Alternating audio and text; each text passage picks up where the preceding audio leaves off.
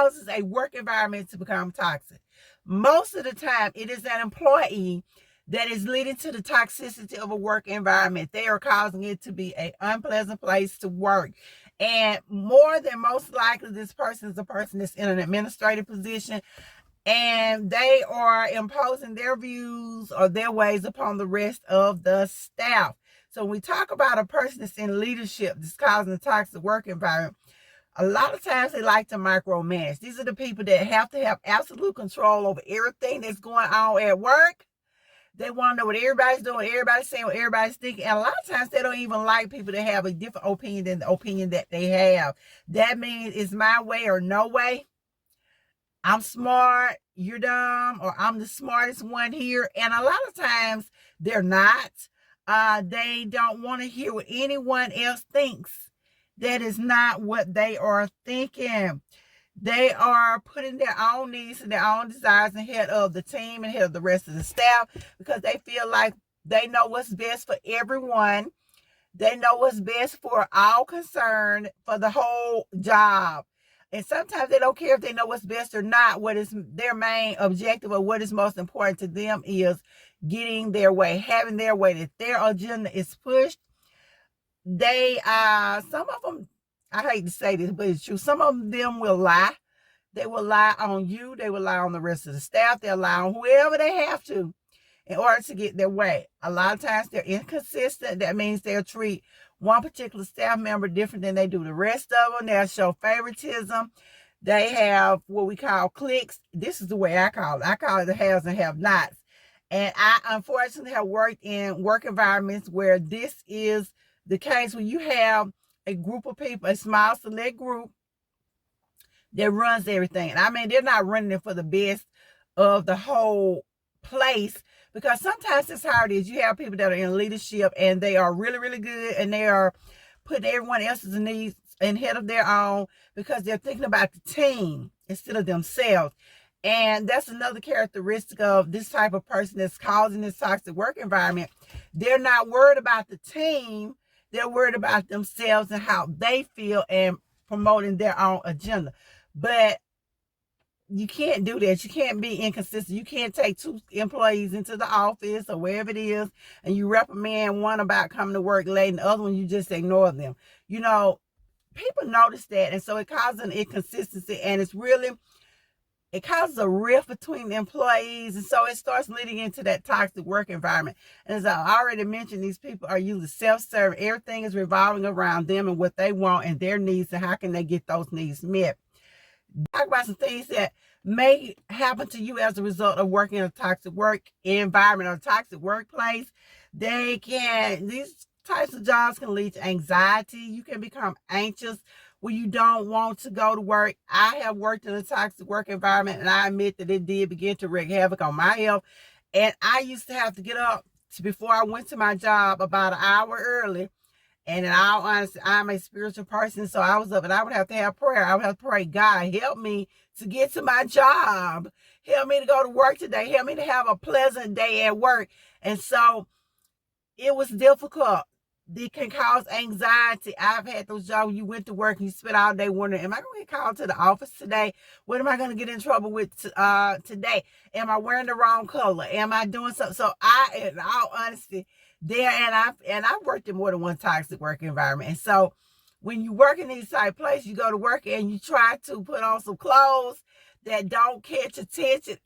Colors. I'm like, oh, I don't want to wear red because red is a power color. You can see this red from way off, or I don't want to wear this outfit because it would attract some attention. And you're trying to avoid that. It can lead to high blood pressure. These people can run your blood pressure up. They have you sit up at the doctor's office paying a bill that you don't need to be paying because they have annoyed you. You are trying to hold it in because you keep telling yourself, I need to work. I need to work. I can't go to work today. I can't go to work and go off today. Or are you saying, I'm trying to hold it together? And this is just really not the type of place in which we want to be employed. It can cause sleep issues. As the song said, I lay awake at night. And when you go to these toxic work environments, you may be laying awake at night because this is what happens as a result of working for toxic leaders or working with toxic employees. And I've talked to other people who have worked in places where it creates a place where you just don't want to be. So those are some of the symptoms. Headaches. I had headaches. I was developing migraines because I was thinking, oh my gosh, I don't want to go in there. I don't want to go in there. And I lived in a state of anxiety. I hated to come to work. I couldn't wait to leave work. When my planning time came or my break, I was always trying to hurry up and get out to the car, get to somewhere where they couldn't find me to call me. So, because these type of people want to call you to the office for no reason. I have also worked in an environment where it was another employee that was causing a toxic work environment. You hate to see this lady coming. She was always going to start something. She was always going to say whatever, do whatever. She would get in trouble. She would put your name in it. You would end up in the office about something she did. And it was almost like management couldn't understand that, hey, this girl is the one causing this problem. But that's generally how it goes. So let's talk about some things you can do. First of all, when you're working in a toxic work environment, you may want to consider, first of all, changing jobs. Do a self-eval. Lord, is this me? And I'm not trying to impose my religion on you. Or do some self-reflecting. Go to another employee, talk to them, or go to someone new, to someone that doesn't work at the same job in which you work, and ask them to look at the situation, to look at what you're doing, to look at what's going on, and see if they can come up with a reason. Because sometimes it's us, and we don't want to say, hey, it's me. But let's find out if it is us and that we're not hallucinating and that this is actually happening. You may want to, like I said, begin journaling. Find someone to talk to. And this is the other key thing that is begin documenting. Document everything that goes on that's negative, that's impacting you. Put the date on it. Who was there? Who saw it? What was said? Don't sit there and just relive it in your mind to the point that you're making yourself sick. But make sure you have some good documentation. And when push comes to shove, you may want to go to take the next step and go ahead and report this behavior. Always follow the chain of command. And I remember having to do this, and the first person on my chain of command was the person who was doing these things. And so I had to send a letter to them first and notify them of their own behavior. I had to allow them their 14 days in which to respond to me about their behavior. And after that, I can move on to the next person in the chain of command. Don't ever skip the chain of command, because I promise you it's going to come back and bite you in the butt. Always go in order. Your immediate supervisor, then the next person. Document. Also, as I said, you might want to think about making a job change. You may think about going somewhere else where you can be more comfortable, because if this person is a supervisor, and unless someone else is making a complaint against them, they may just say it's a personality conflict, and I have noticed they will a lot of times try to shift all this off on you. She just doesn't like me. She's out to get me. She's trying to hurt my job. And I don't know why, because usually when these people are like, somebody else knows what's going on. Someone else has witnessed this, unless this person is extremely sneaky and know how to get away with it. So make sure that you have all your ducks in a row, that you have your documentation, that you have checked with someone else to make sure that it wasn't just you. And follow the chain of command. Because before it gets to the point of being legal, try to go ahead and make a job change, to do something that's going to permit you to live your best life, to be comfortable. And when we talk about making it legal, I have had the unfortunate event where things did become legal. I've had this more than one time, and it costs money to get out of things or to get things situated, when it's just really, it could all be handled with a job change. Unless you have, now that you have done all that you could do, you talk to a friend, you have this self-reflection, you have done the documentation process, you have followed the chain of command. If this is the route in which you want to go, you decide to change positions. Let me tell you what can happen as a result of leaving these toxic work environments. My first piece of advice is go ahead and find another job before you leave that job. Go ahead and put your feelers out. Go ahead and make those phone calls. Find you a job. Unless push comes to shove, don't just up and quit. Quit with a plan. Because if you do not quit with a plan, what happens is this person and this particular job can blacklist you. It can call future jobs, future employers, and they can make it where these people will not hire you.